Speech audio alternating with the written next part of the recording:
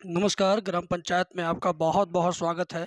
आज की video specially उन लोगों के लिए है जो लोग प्रधानी चुनाव की तैयारी पिछले बार किए थे और कुछ वोटों से चूक गए, यानी दूसरे नंबर के प्रत्याशी बन कर के रह गए। अगर उन्हें पहले नंबर का प्रत्याशी बनना है यानी चुनाव जीतना है, तो चुनाव से संबंधित हर एक अपडेट से जुड़े रहना होगा। और मेरे चैनल पर यूपी ग्राम पंचायत प्रधानी चुनाव से संबंधित अब लगातार अपडेट आना शुरू हो गया है।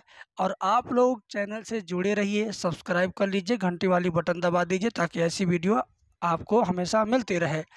अब बात करते हैं कि यूपी में 2021 में जो चुनाव हुआ था अप्रैल महीने में, तो 2021 में अप्रैल महीने में चुनाव हुआ था। उसके बाद अब चुनाव कब होगा, तो इसका सीधा सा जवाब है कि अब जो चुनाव होने वाला है वो 2025 में होगा। अब आपको लगेगा कि 2021 में हुआ था, मैं 2025 बोल रहा हूँ, तो 4 ही साल तो हुआ। जी हाँ, बिल्कुल आपने सही गणित लगाया कि आपके हिसाब से वो 4 साल हो रहा है। लेकिन मैं आपको यहाँ पर एक बात समझाना चाहूँगा कि 4 साल आपके हिसाब से हो रहा है, बट चुनाव आयोग के हिसाब से और चुनाव का विश्लेषण करने वाले लोगों के हिसाब से 5 साल हो जा रहा है। बताता हूँ इसके पीछे का कारण। पिछली बार जो अप्रैल में 2021 में चुनाव हुआ था, वो अप्रैल में इस नाते हुआ कि पहले तो वह 2020 के सितंबर अक्टूबर महीने में प्रस्तावित था और दिसंबर तक कार्यकाल समाप्त होना था। नवंबर के आखिरी सप्ताह में 2020 में नवंबर के आखिरी सप्ताह में कार्यकाल समाप्त था। तो नवंबर 2020 से हम काउंट करेंगे, तो नवंबर 2020 से अगर हम काउंट करें तो नवंबर 2025 हमारा 5 साल होगा। तो हम नवंबर 2025 को टारगेट मानते हुए चुनाव होने की संभावना को समझेंगे।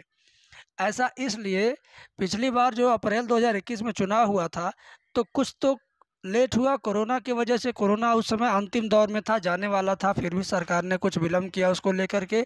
और मैं आपको बताना चाहूँगा साथ ही साथ कि कोरोना के चले जाने के बाद जब ये अधिसूचना आई कि चुनाव की तारीखें आई, आरक्षण के नियम आए, आरक्षण आए, सीटें आ गई, रिजर्वेशन का सारा मामला जब फाइनल हो गया, उसके बाद रिजर्वेशन में कुछ प्रॉब्लम दिखाई दिया तो ओबीसी वर्ग के लोग हाई कोर्ट चले गए।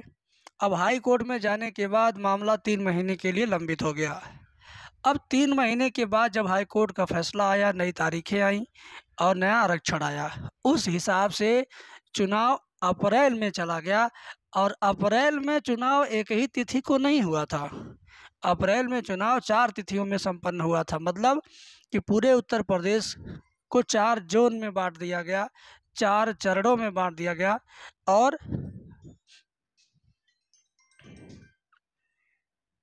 4 चरणों में बांट दिया गया और प्रत्येक चरण क्षेत्र वाइज बांटा गया था। और उन चरणों का चुनाव अप्रैल महीने में ही संपन्न हुआ। पूरा अप्रैल महीना अगर हम समझें तो चुनाव कराने में ही लग गया, चुनाव कराने में ही बीत गया। और वोटों की गिनती 2 मई 2021 को हुई थी। अगर आप समझदारी से सोचेंगे तो आप नवंबर और अक्टूबर 2020 के हिसाब से 5 साल अपना सेट करिए, तो 2025 का अक्टूबर नवंबर आपको दिखाई देगा कि 2025 का अक्टूबर नवंबर में ही चुनाव होना है। और अगर जिस दिन मतगणना हुई 2021 वाली, तो 2 मई 2021 के हिसाब से अगर आप जोड़ेंगे तो 2 मई 2026 में आपके हिसाब से चुनाव होगा। लेकिन ये सरासर मुझे लगता है कि गलत है।